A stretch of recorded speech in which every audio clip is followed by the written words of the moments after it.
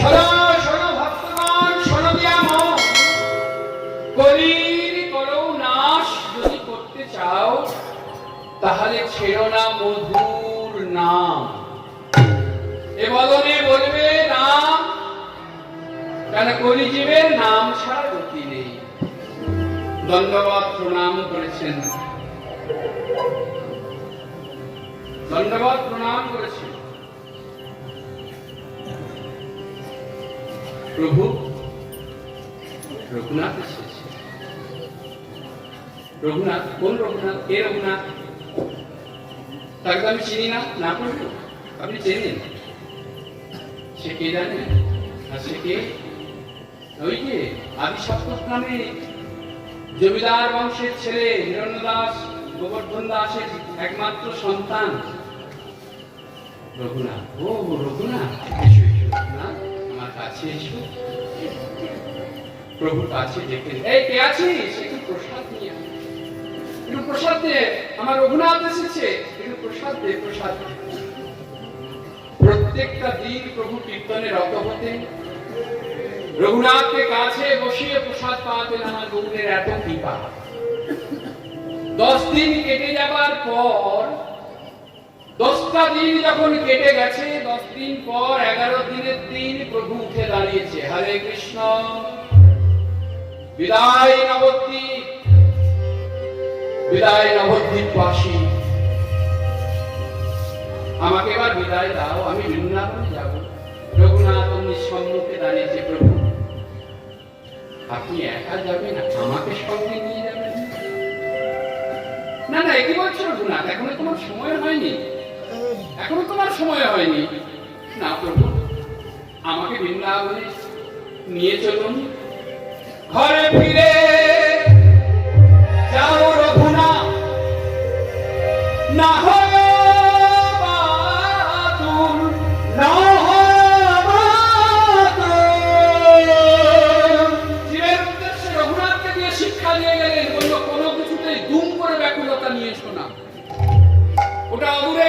হয়ে যাবে। ভগিনী নিবেদিতা যখন এসে বিবেকানন্দের কাছে, স্বামী বিবেকানন্দের কাছে দীক্ষিত হয়ে তিনি যখন বলেছিলেন যে আমি মালার হতে চাই, তাস্তি তৈরি করব, আমি দীক্ষা নেব, তখন বিবেকানন্দ বলেছিলেন আগে মাতৃত্ব স্নেহ, মাতৃত্ব মমতা, সেটা আগে নিজে অনুভব করো, এত ব্যস্ত হয়েও না। কেন? ব্যস্ততার যে ফল সেটা কিছুদিন গিয়ে তখন আলা হয়ে যাবে, আর তুমি সেটা রক্ষা করতে পারবে না। নিতাই গৌর হরি বল। দীক্ষা দিন বলেই দীক্ষা দিয়ে দিলেন গুরুদেব, ওটা অপাত্রে দান হয়ে যায়, আগে একটু দেখে নিতে হয়। নিতাই গৌর হরি বল। তাই মহাপ্রভু রঘুনাথকে দিয়ে কত সুন্দর জীবকে শিক্ষা দিয়ে গেলেন। ঘরে ফিরে যাও রঘুনাথ, না হয় মাতু, না হয় মাতু, ক্রমে ক্রমে পাইবে তুমি কৃষ্ণ কৃষ্ণ।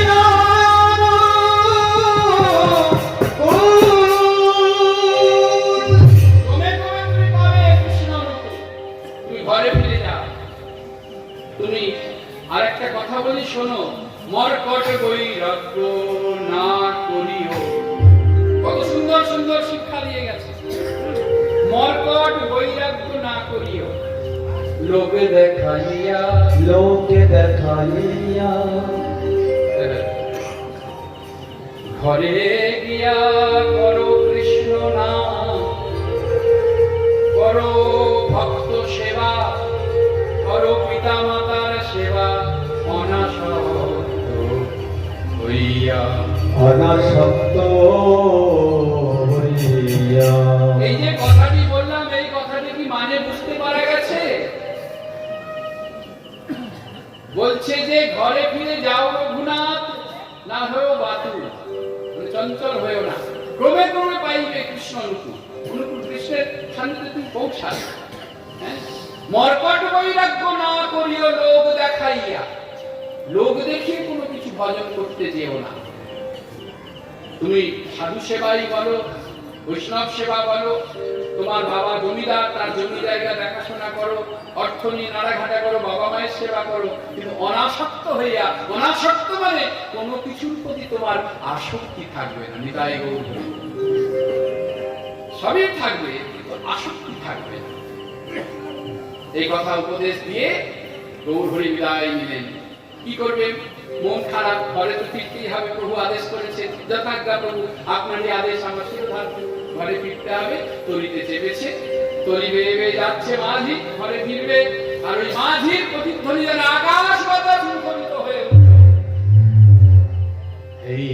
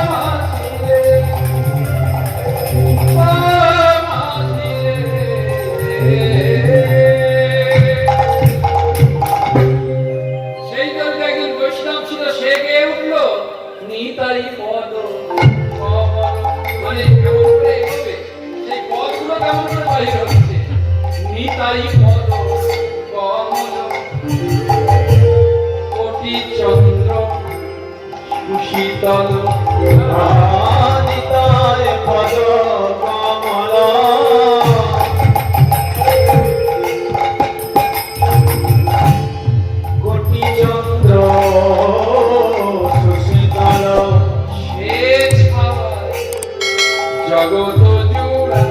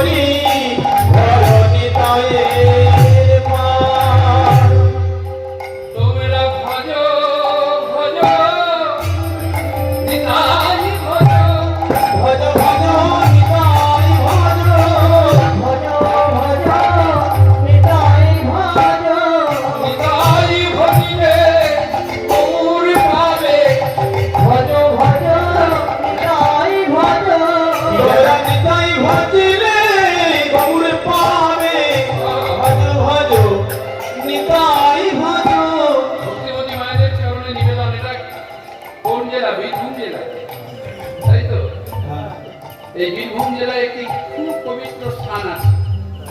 তারা মায়ের কাছে অনেকে যায়, আর ওখান থেকে ৮-৯ কিলোমিটার দূরেই রয়েছে আমার পরম দয়াল নিতাই চাঁদের বাড়ি। ওখানে গিয়ে একটু নিতাই চাঁদকে দর্শন করে আসবেন। আর ওখানে একটি খুব সুন্দর জায়গা আছে, যে জায়গাটির নাম হচ্ছে হাঁটুপাড়া। আপনি সারা বিশ্বের সব তীর্থস্থান ঘুরে ঘুরে বেড়াবেন, সেখানে যা তীর্থের পুণ্য অর্জন হবে। আর আপনি যদি একবার ওই হাঁটুগাড়াতে না যান তাহলে কি হবে? বললো সর্বতীর্থ হলো সারা, বাকি রইল হাঁটুগাড়া। হাঁটুগাড়া যদি বাকি থেকে যায় তাহলে সব তীর্থ বিফলে যাবে। নিতাই গৌর হরি। তাই আপনারা এখন নিতাই চাঁদের বাড়িতে গিয়ে হাঁটুগাড়া দর্শন করে আসবেন, পঞ্চপাণ্ডবতলা দর্শন করে আসবেন, পাণ্ডবতলা, নাইকোটা, এগুলো দর্শন করে। আমাদের পশ্চিম বাংলায় এমন এমন সুন্দর সুন্দর স্থান রয়েছে, ভগবানের পীঠস্থান রয়েছে, সেটা দর্শন করলে আর বিদেশে তোমার তীর্থে যেতে হবে না। নিতাই গৌর হরি। তোমরা ভজ ভজ নিতাই ভজ, তোমরা ভজ ভজ নিতাই ভজ, নিতাই ভজিলে গৌর পাবে, ভজ ভজ নিতাই ভজ, নিতাই ভজিলে গৌর পাবে, ভজ ভজ নিতাই ভজ। নিতাই না বলিলি মুখে,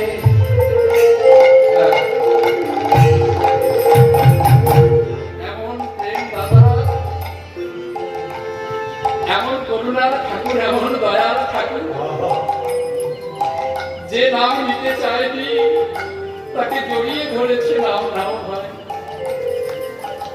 তোমার হাতে ধরে বলছি নাম নাও ভাই। তাও যদি না হয়েছে, ভক্তের চরণে রুখতে পড়েছি, তুমি একবার নাম বল। সেই নিতাইয়ের করুণাকে আমরা ভুলে গেলাম আমাদের মিছে মায়ায়, যেটা অনিত্য সেই নিয়ে আমরা বাদাবাদি করলাম। নিতাই না বলিলি মুখে,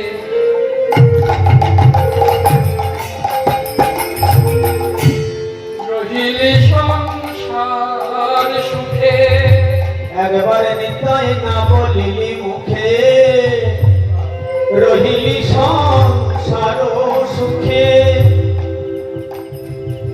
সেই পশু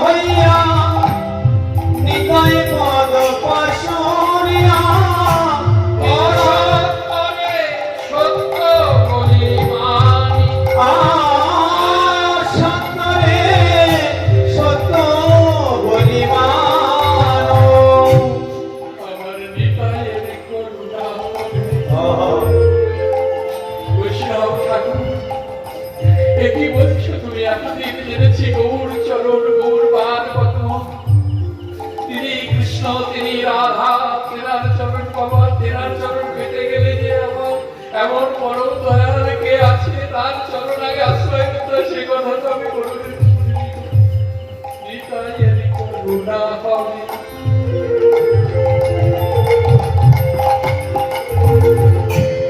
ব্রজে রাধা কৃষ্ণ পাবে, কবে নিতাইয়ের করুণা হবে, ব্রজে রাধা কৃষ্ণ পাবে। দৃঢ় করি ধরা নিতাইয়ের চরণ দুখানি, একবার দৃঢ় করি ধর নিতাইয়ের চরণ দুখানি।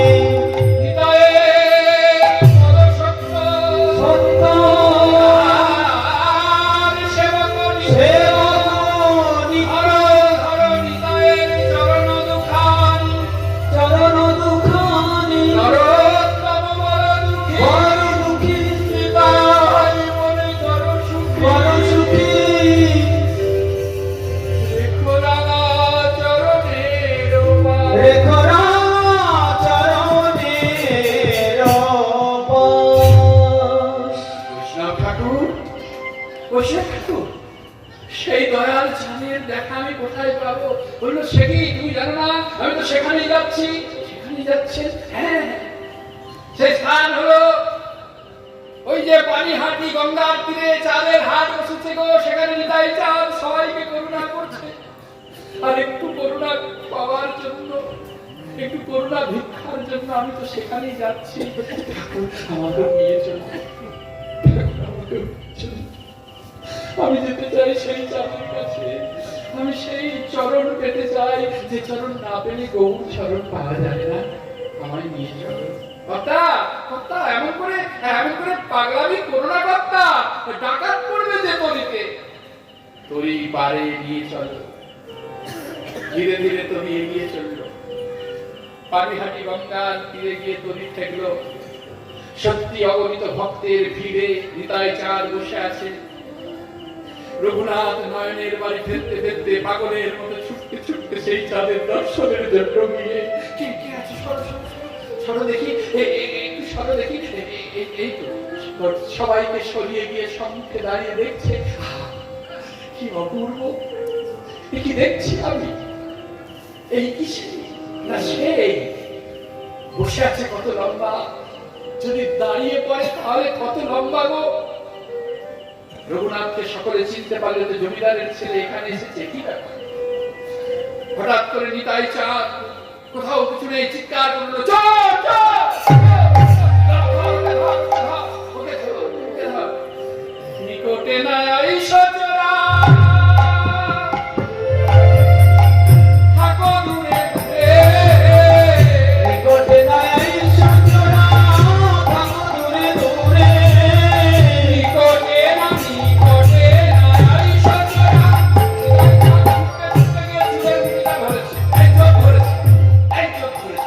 অত ভক্তের মাঝখানে রঘুনাথের ধরেছে, নিকটে নাই সজরা, থাকো দূরে দূরে। নিকটে নাই সজরা, থাকো দূরে দূরে। আজি লাগি পাইয়াছি বন্দি ও তোমারে। আমি আগে পাইয়াছি দণ্ডি ও তোমারে। আজি লাগি পাইয়াছি বন্দি ও তোমারে। আদি লাগে পাইয়াছি দণ্ডি ও তোমারে। যে কথা বলেছে একবার নিতাই চাঁদের চরণে নিজেকে লুকিয়ে দিয়েছে, আর অমনি নিতাই চাঁদের চরণটি রঘুনাথের মাথার উপরে দিয়েছে। আর এই নিতাই চাঁদের চরণ রঘুনাথের মাথায় দিয়েছে, রঘুনাথের সর্ববন্ধন যেন কেটে গেল, সর্ব মায়া থেকে সে যেন মুক্ত হয়ে গেল নিতাই চাঁদের পদস্পর্শে। করজনে বলল, কি দণ্ড দেবে প্রভু? চিরা দধি খাওয়াইবে। দণ্ডটা দিচ্ছে দেখুন, দণ্ড মানে মারামারি, মারধর, কয়েকজনের বন্দি না, কেননা অত্যুত্তমী ভগবান ভাবি জানে যে অনেক বন্দি হয়েছে, একে তো আর বন্দি করা ঠিক হবে না। চিরা দধি খাওয়াইবে, মোর কোন সবে। চিরা দধি খাওয়াইবে,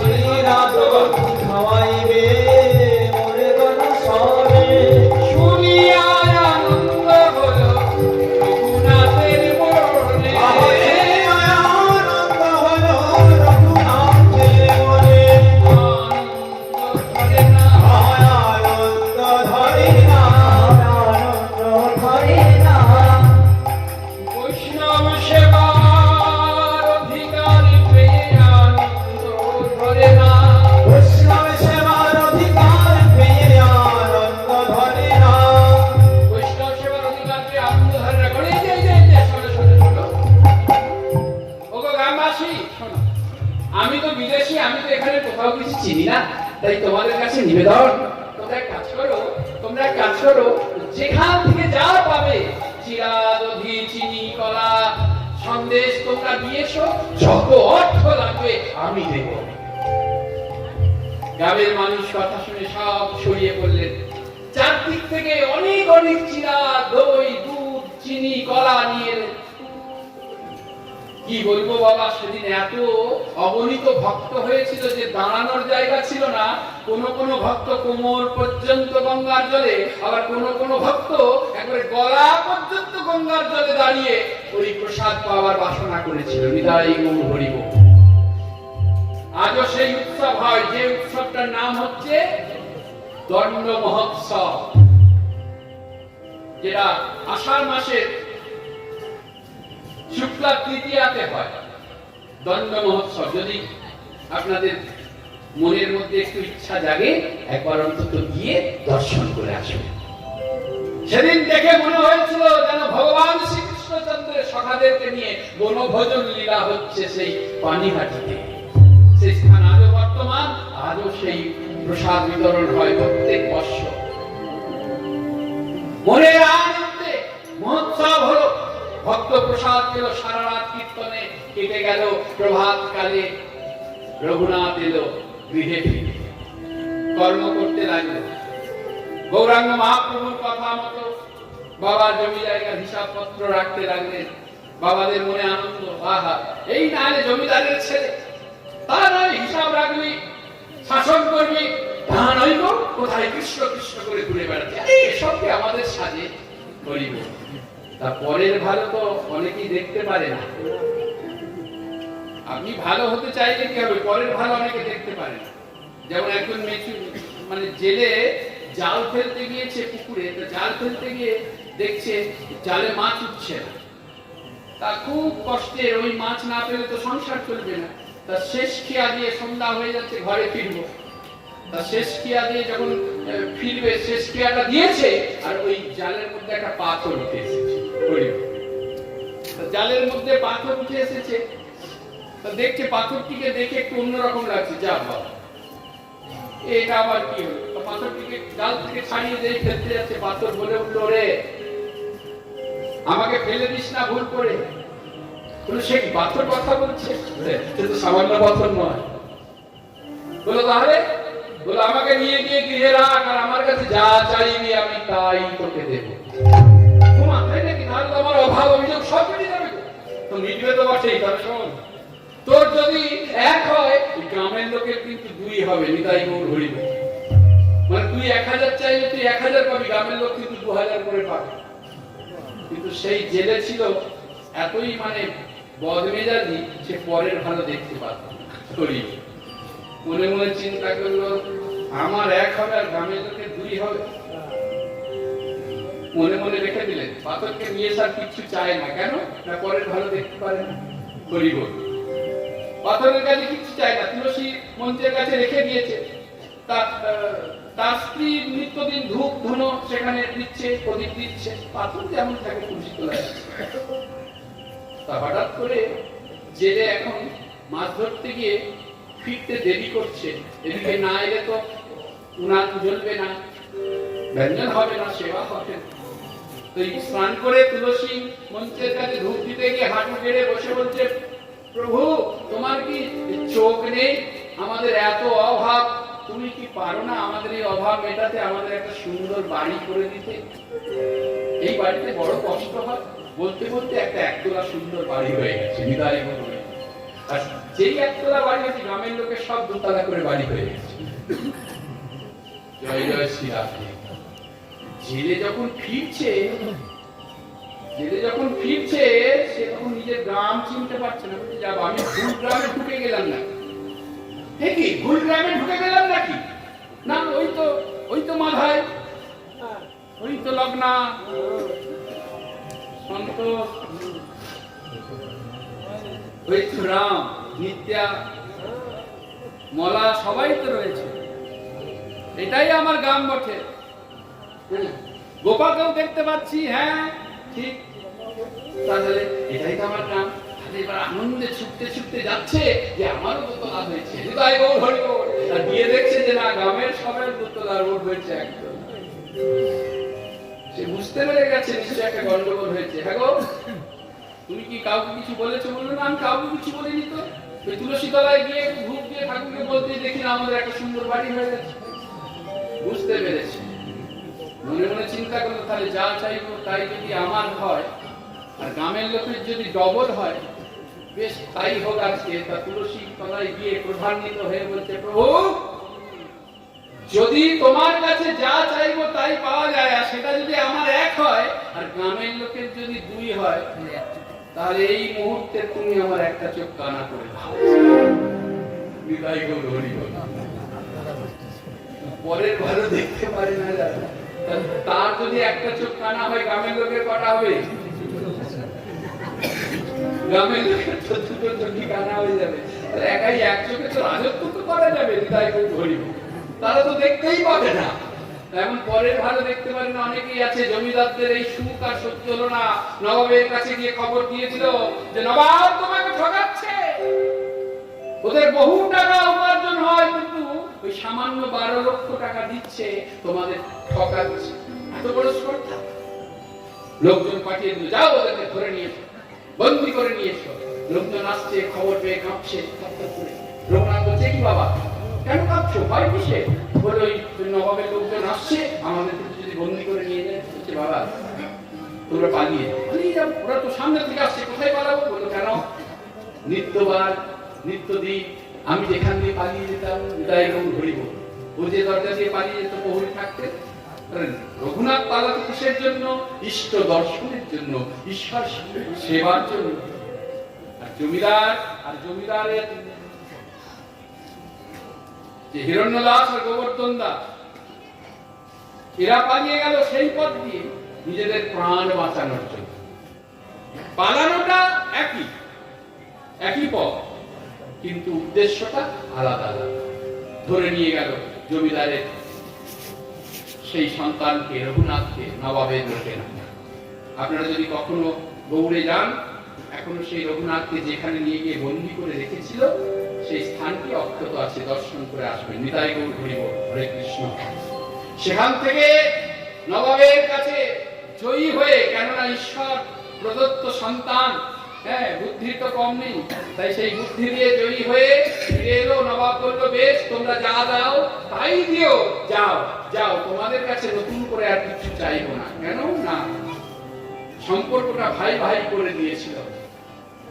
যখন ফিরে এসেছে জমিদার হিরণ্যদাস, গোবর্ধন দাস মনে মনে ভাবছে যে সর্বনাশ, এই ছেলে তো সত্যি বলে দেয়, এই ছেলের মুখে তো মিথ্যে বলে না। হ্যাঁ, ছেলে তো মিথ্যে বলে না, তাহলে পরে এই জমিদারি তো কি আর আছে? কি রে বাবা, জমিদারি তো আছে না গেছে? রঘুনাথ বলে উঠলো, মিছে কেন ভাবো মনে আমার